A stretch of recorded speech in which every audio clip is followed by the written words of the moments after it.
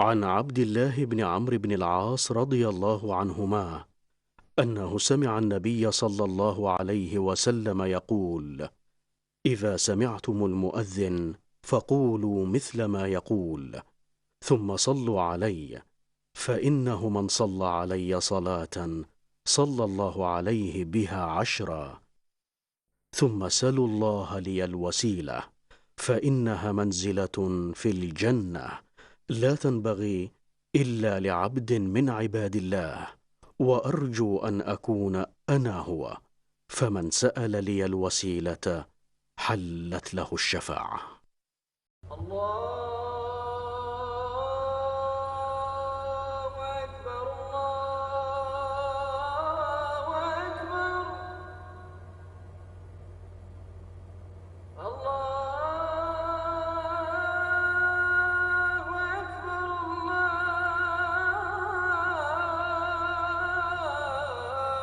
الله أكبر. أشهد أن لا إله إلا الله.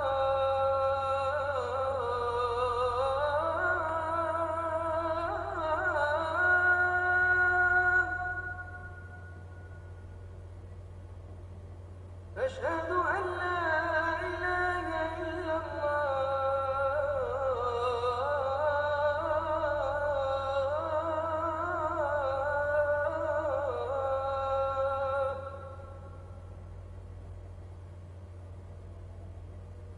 أشهد أن محمدا رسول الله.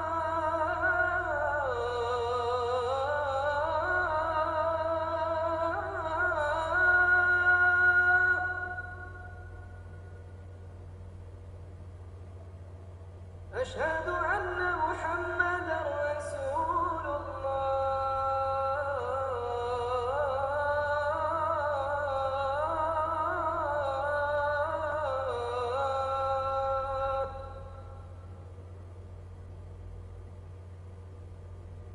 حي على الصلاة.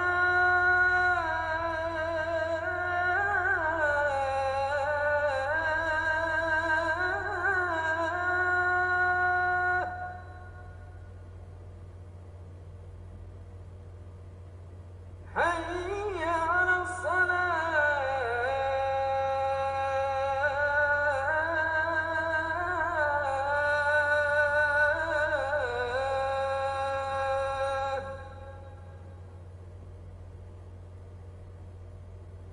حي على الفلاح.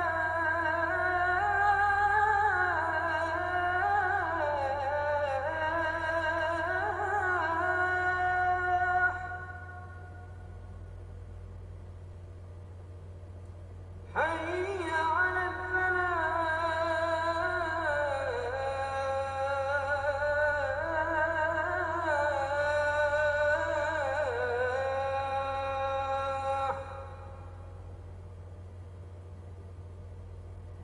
الله أكبر الله أكبر. لا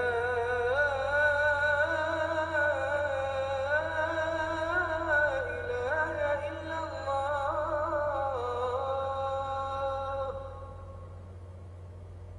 عن جابر بن عبد الله رضي الله عنه أن رسول الله صلى الله عليه وسلم قال: من قال حين يسمع النداء: اللهم رب هذه الدعوة التامة والصلاة القائمة، آت محمدا الوسيلة والفضيلة، وابعثه مقاما محمودا الذي وعدته، حلت له شفاعتي يوم القيامة.